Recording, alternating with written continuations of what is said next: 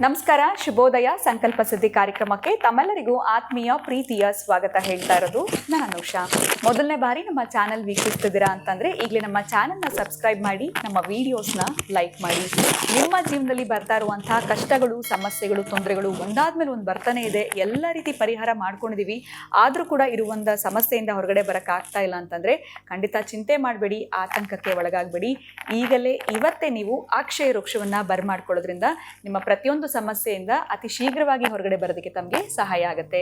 ಇನ್ನು ಪ್ರತಿನಿತ್ಯ ಕೂಡ ನಮಗೆ ವಿಡಿಯೋಸ್ನಲ್ಲಿ ಸಾಕಷ್ಟು ಉಪಯುಕ್ತವಾಗಿರುವಂತಹ ವಿಚಾರಗಳನ್ನ ತಿಳಿಸ್ಕೊಡೋದಕ್ಕೆ ಸ್ಪಿರಿಚುವಲ್ ಗುರು ಡಾಕ್ಟರ್ ವಿಷ್ಣುದತ್ತ ಗುರುಜಿಯವರಿದ್ದಾರೆ. ಗುರುಗಳನ್ನ ಕಾರ್ಯಕ್ರಮಕ್ಕೆ ಬರ್ಮಾಡ್ಕೊಳ್ಳೋಣ.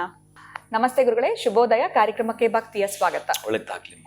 ಪ್ರತಿ ತಿಂಗಳು ಕೂಡ ಹುಣ್ಣಿಮೆ ಬರುವುದು ಸರ್ವೇ ಸಾಮಾನ್ಯ ಅಂತಾನೆ ಹೇಳ್ಬೋದು. ಆದ್ರೆ ಈ ಬಾರಿಯ ಹುಣ್ಣಿಮೆ, ಇವತ್ತಿನ ಹುಣ್ಣಿಮೆ ಬಹಳ ವಿಶೇಷ ಅಂತ ಹೇಳ್ತಾರೆ.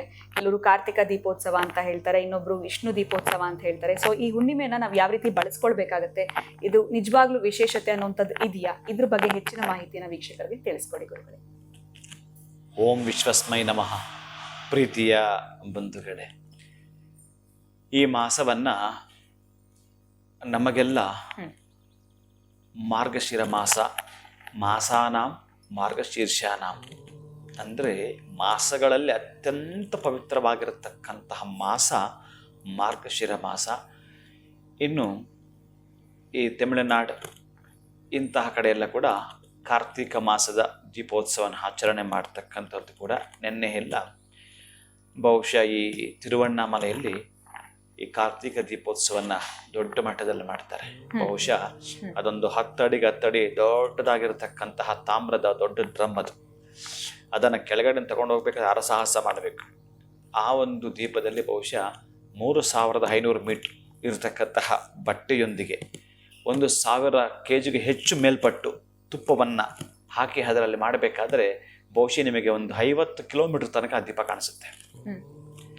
ಇನ್ನೇ ನೀವು ಕೃಷ್ಣಗಿರಿ ಬಿಟ್ಟು ಒಂದು 20-30 ಕಿಲೋಮೀಟರ್ ಹೋಗ್ತಿದ್ದಂಗೆ ಕಾಣಿಸುತ್ತೆ. ಅಷ್ಟು ಪ್ರಖರವಾಗಿರೋ ಶಕ್ತಿ ಇರುತ್ತೆ ಅದರಲ್ಲಿ.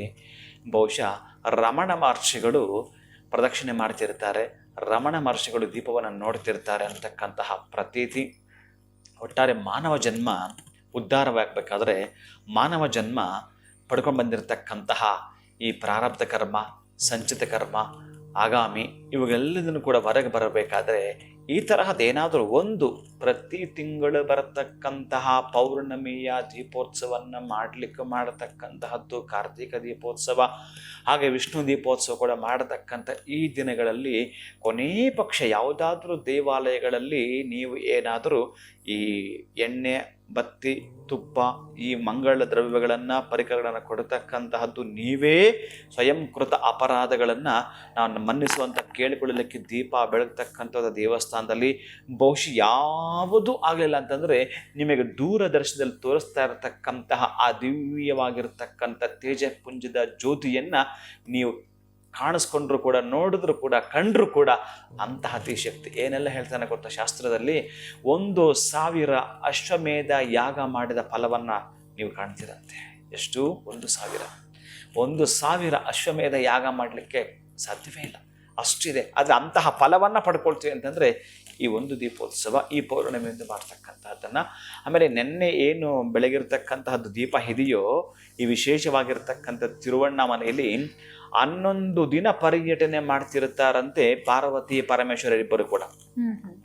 ಆ ಒಂದು ಶಿಖರ ಏನು ಇದೆಯೋ, ಮೇರು ಪರ್ವತದ ಆಕಾರದಲ್ಲಿರ್ತಕ್ಕಂತಹ ತಿರುವಣ್ಣಾಮಲೈನ ಆ ಒಂದು ಬೆಟ್ಟ ಲಿಂಗಾಕೃತಿಯಲ್ಲಿರ್ತಕ್ಕಂತಹದ್ದು. ಆ ಜನ ಬಹುಶಃ 30-40 ಲಕ್ಷ ಜನ ಆ ರಸ್ತೆಯಲ್ಲಿ ನಡೆದುಕೊಂಡು ಹೋಗ್ತಿರ್ಬೇಕಾದ್ರೆ ಹೆಜ್ಜೆ ಮೇಲೆ ಜಾಗ್ತಿರ್ತಾರೆ. ಆ ಪ್ರದಕ್ಷಿಣೆ 14-15 ಕಿಲೋಮೀಟರ್ ಇರ್ತಕ್ಕಂಥ ಆ ರಸ್ತೆಯ ಪ್ರದಕ್ಷಿಣೆಯನ್ನು ಮಾಡ್ತಿರ್ಬೇಕಾದ್ರೆ ಈ ಗರ್ಭವತಿ ಇರ್ತಾಳಲ್ಲ, 9 ತಿಂಗಳು ಗರ್ಭವತಿ ಹೇಗೆ ನಡೀತಾಳೆ ಹಾಗೆ ನಡೆಯಬೇಕು ಅಂತಕ್ಕಂತಹದ್ದು. ಇನ್ನು ಅಷ್ಟೂ ಜನ ಆ ರಸ್ತೆಯಲ್ಲಿ ಹೇಗಿರ್ತಾರೆ, ಸಂಧಿ ಬಿಡದ ಹಾಗೆ ಈ ಮರಳು ಚೆಲ್ದ್ರು ಕೂಡ ಕೆಳಗೆ ಬೀಳಲ್ಲ ಅಂತಾರಲ್ಲ, ಅಷ್ಟು ಜನ ಇರಬೇಕಾದ್ರೆ ನೀವು ಮೇಲಿಂದ ನೋಡಬೇಕಾದ್ರೆ ಆ ಒಂದು ಲಿಂಗಕ್ಕೆ ಒಂದು ಹಾರವನ್ನು ಹಾಕಿದ್ರೆ ಹೇಗಿರುತ್ತೆ, ಒಂದು ಹಾರದಲ್ಲಿ ಎಷ್ಟು ಬಿಡಿ ಹೂಗಳನ್ನು ಸೇರಿಸಿ ಮಾಲೆ ಕಟ್ಟಿರುತ್ತಾರೆ, ಹಾಗೆ ಈ ಜನ ಎಲ್ಲ ಸೇರಿದ್ರೆ ಒಂದು ಮಾಲೆಯ ಕಾಣುತ್ತಂತೆ. ಅಂತಹ ಮಾಲೆಯಾಗಿ ನೀವೊಂದು ಪುಷ್ಪವಾಗಿ ಭಗವಂತನ ಕೊರಳಲ್ಲಿರ್ತೀರಂತೆ ರೀ, ಆ ಒಂದು ಶಿವನ ಕೊರಳಲ್ಲಿರ್ತೀರಂತೆ. ಕೌಂಟ್ ಮಾಡಿಕೊಳ್ಳಿ. ಬಹುಶಃ ನಾವು ಹೋಗ್ಲಿಕ್ಕಾಗಲಿಲ್ಲ, ಈ 11 ದಿನ ನಿಮಗೆ ಸಮಯ ಇದೆ, ಹೋಗಿ ಬಂದರೆ ಅಂತಹ ಸಹಸ್ರವಾಗಿರತಕ್ಕಂಥ ಅಶ್ವಮೇಧ ಯಾಗವನ್ನು ಮಾಡಿದ ಫಲವನ್ನು ನಿಮ್ಮ ಅಕೌಂಟಿಗೆ ಹಾಕ್ಕೊಡ್ತೀರಿ.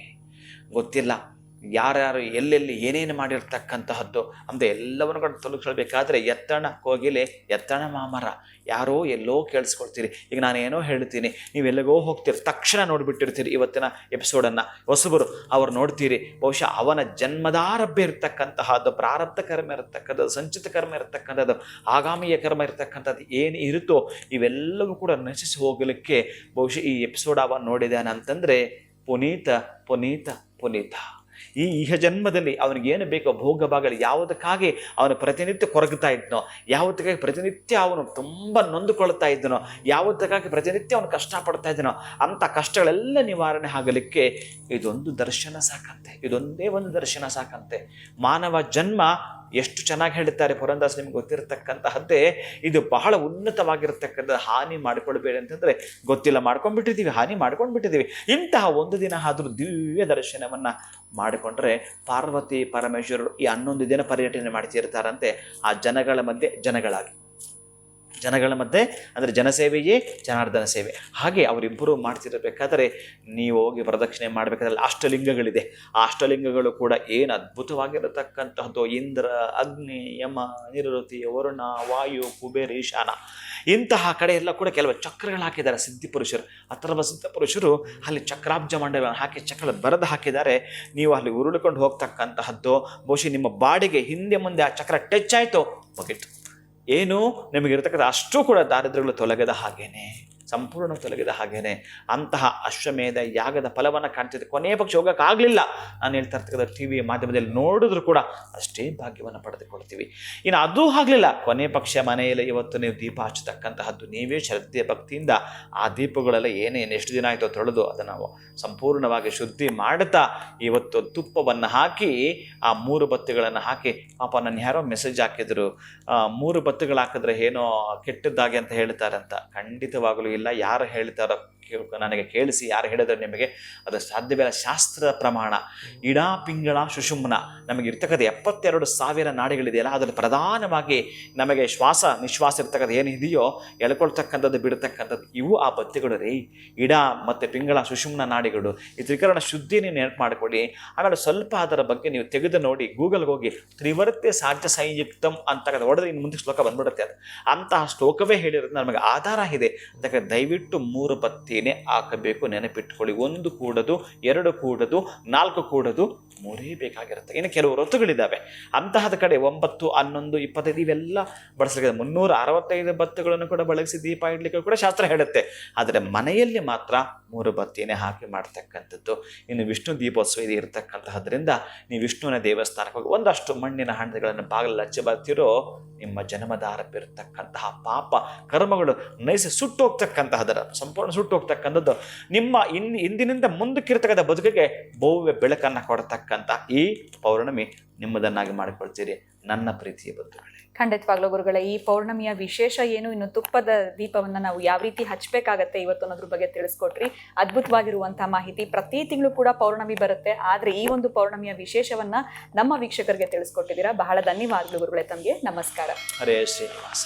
ಸೊ ಇವತ್ತು ಬಹಳ ವಿಶೇಷ ಯಾಕೆ ಅನ್ನೋದ್ರ ಬಗ್ಗೆ ನಮಗೆ ಸಂಪೂರ್ಣವಾಗಿರುವಂತಹ ಮಾಹಿತಿನ ಗುರುಗಳ ತಿಳಿಸ್ಕೊಟ್ಟಿದ್ದಾರೆ. ಈ ದಿನ ಖಂಡಿತವಾಗ್ಲೂ ಉಪಯೋಗಿಸ ಪಡ್ಕೊಳ್ಳಿ ಅಂತ ಹೇಳ್ತಾ ಕಾರ್ಯಕ್ರಮವನ್ನು ಮುಗಿಸುವಂತಹ ಸಮಯ ಆಗಿದೆ. ನಮಸ್ಕಾರ.